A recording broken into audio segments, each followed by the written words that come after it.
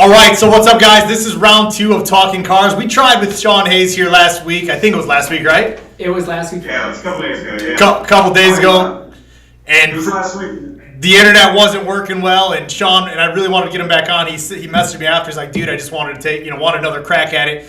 So today I walked in, and I'm like, let's just give him a shot. So we're going to actually record this, because for whatever reason, the internet gods don't want us to be able to communicate for whatever reason out live for you guys. So, Shawn Hays, what's up, bro? How you doing, man? Well, I'm all right. Just been working and up and down doing my stuff, but this isn't about me. This is about you. This is a spot for you to highlight you. Now, I noticed you came on month, 2 months, something like that. You started popping up in my news feed. I'm like, oh, this guy's doing it right. And I liked the videos. And I liked what you were doing there. And then we started talking a little bit, and then boom, you jumped in my Reloaded program. Now we're building a friendship, and now I'm watching you grow, and I'm proud of you. And I just wanted to give these guys, I think your videos are really good. I think you're very well spoken. You articulate the words that you want out really well, and have a great message for the car buyers and for the car for the salesman as well. So go ahead and tell a little bit about yourself, man. I just want to give you the floor. Well, cool, man. Mark, thanks a lot for having me on. Basically, in a nutshell, I'm a small Midwestern kid, came from Ohio, okay? Born and raised there, moved to Chicago. After Chicago, this was in my 20s. This is a crazy story, dude. I literally wanted to live in a big city because I came from a small city. You probably can relate. Yeah. So I basically sold everything in my apartment, grabbed 2 suitcases and a duffel bag, got a plane ticket, and 3 days later I was in O'Hare Airport in Chicago, Illinois. Didn't have a job, didn't know anybody, didn't have an apartment. It's a crazy story, but I got a taxi down to Chicago, got a job down there bartending, and basically lived the life of my whole 20s in downtown Chicago, Illinois. So that's a crazy story. How old are you right now? I'm 45. You're 45. So when did the car world come into place? Like, when did you start?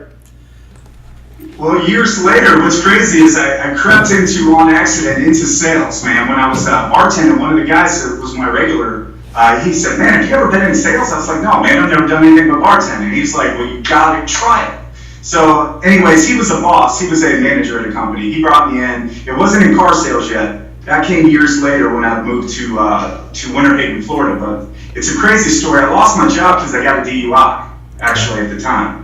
So this is 10 years ago, so I'm 35 years old, man. I lost my career. I lost pretty much, it was just a crazy story. My wife now, it's our first date. So literally we went out on first date. I drove her car because she had a few too many drinks, but I guess I did too. And I got pulled over and got a DUI. It's a great story for anybody that gets married, first date. But literally I lost my job. I had a good job. I couldn't drive anywhere, all right? So basically, finally fought it and got my license back, and then I had nothing to do. I didn't know where to go next, and one of my buddies was like, hey guy, have you ever thought about selling cars? And I said, man, I don't want to sell cars. I hate car salesmen. At least I thought I did. I never really went out and bought a car, but it was the perception. Right. So anyways, I went down and talked to, his name's Daryl Jackson. He was kind of a mentor for me for a little while, but he was the GM at the dealership that I went to. It's like calling me every day. Man, you're gonna be great, you gotta do it. And I said, no, I don't wanna do it. But anyways, I ended up doing it. First week I made like $2,000 and was like, boom, I'm done. All right, so it's been in my blood for those whole 10 years, and I love it. It's a passion of mine, actually. Have you, I know this morning I put a post out for a manager for my buddy Scott Cunis, which was my guy, and you said, why not me? Obviously, I got different dreams, goals. It's just not for me. I'm going a complete different way with my life. But were you ever in management? Or I wasn't. I've been asked before. It just wasn't in my in the path I wanted to take. It's something that I love teaching and I like leading. Okay, and I'm a very good teacher of things. I don't know why I've always been that way, but I just never really got into it, man. They wanted me to go to finance, and that's not a passion of mine, And then I would rather be a sales manager or general sales manager maybe eventually, but it's just not my path yet. I haven't reached my goals in sales yet. Okay. But eventually, yeah, that's probably a route I'll take. Let's talk about that. What are some of your goals? Well, I've got short-term goals, I've got mid-term goals, and I got long-term goals. So my long-term goal is kind of crazy, and I really haven't told too many people, but I want to be I guess I can say it, I want to be the biggest car salesman in the nation. I literally want to work every day to achieve myself to where I'm thought of when you think of car sales, you think of Shawn Hays. Now, I know that's way far out there and it's so big that you think you can't get it, but actually, the people that I film online with every day, all the motivational speakers, they tell me I can, man. And so if you believe it and you work really hard and you have talent, I think you can. So that's what I achieve I strive for every day. And just to flip this on you real quick, of course you can. Why can't you? There is a top salesman right now so why can't it be you? I agree with you. I agree with you 100%. But at first, when you think that, Mark, you know what I mean? You think of it, it seems so overwhelming and so daunting. It's not that I can't. It's just overwhelming at first, right. You know? Until you grasp it and figure out what it takes to get there. I don't think it's the can't that you do. I think it's the how. Because oftentimes, like my thing is, I want to be the biggest, motivator, inspire, trainer, my path in the world, right? And because of that, I want to change millions of people's lives. So my question is like, how the hell am I going to do that though? Like I already see myself, but it's not how. That's absolutely. It wasn't can't. I misworded it. You said it exactly. It's how do I do it, man? It's like so overwhelming at first. Right. But the first thing I had to do was let people know what I do. You know what I'm saying? A lot of people, you can be the best salesman in the world, but if nobody knows who you are, then how good are you? That's really the truth. So I wanted to basically let people know who I are, what I do, okay? And then when I started getting involved with it, man, I've got a lot of knowledge that I just want to give to people. I don't want nothing for it. I just have it, so let me at least share it to you. Share it with you, you know what I'm saying? So that's where these videos kind of started. My managers have been pushing me really hard, like, hey, Shawn, you need to get on Facebook. You need to get on Facebook. Do you understand 2 months ago, I didn't even have a Facebook account, Mark. That's what I wanted to talk about. So you recently just got on Facebook, and was there a reason for that? You just didn't believe in it, or what was... Well, to be honest with you, man, I was kind of a dog as a young man, and I really didn't want any of my old stuff to come back into my family life now, to be honest with you. Right. I just, not that I'm worried about anything, I just don't want ex-girlfriends popping up out of nowhere. Don't want to do it. What are you doing? Yeah. You know how it is, you know what I'm saying? So I just was kind of like, me and the wife were like, hey, we just don't need that life. But then I just really saw the marketing strategies that a lot of people, actually my manager gave me this paper, and it was about Laura Madison and I think Davenport and Kenny Landrum. It was about marketing yourself and strategies and stuff like that. And I was like, so I started researching it, and I was like, I can do that. And I might even be able to bring something new into it that's different than what they're doing. And I think that I have a lot to say that I think people will grab onto it. And I wanted to just, basically, the first time I held up that I didn't even have a selfie stick, man. It was literally, I was holding up this phone, man, and I'm just talking into it. And literally, I don't write anything down. I don't ever, any of my videos you see, there is nothing written down. There's not like anything. It's all one take, and it's continuous. But it's just, when I start on a subject, man, I can just talk about it because I feel passionate about it, because I really do know about it. You know what I'm saying? Yeah, that's awesome.